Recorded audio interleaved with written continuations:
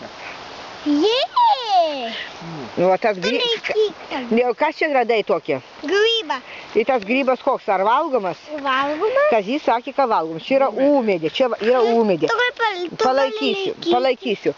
Mamelytė irgi eina ieškoti. Žiūrėkit, ten gal irgi dar rasi. Čia jau dabar lietus vis palyja dažnai, tai čia dabar turi jau grybų būti. Ir voveruškų jau turi būti.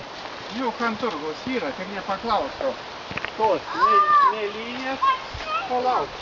Parodyk, Anabela, palauk, aš ateinu, pafilmuosiu vas. O Jėzau, palauk. Kardai.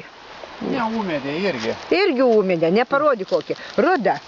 Jo, gera, irgi geras ūmėdė. Tu rudą radai. Ir kotuką tik nulaužė. Matai, kokie kaip grybai auga. O kotukas yra. Nu, matai, tu radai. Oi, tu radai. Nu, gerai, viskas tvarkoj. Visi radot po grybą.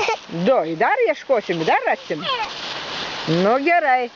Va, einat į kalną, žiūrėk, koks medis nupjautas ir nulaužtas. Matai, buvo nulūžęs čia. Tą grybą čia eini.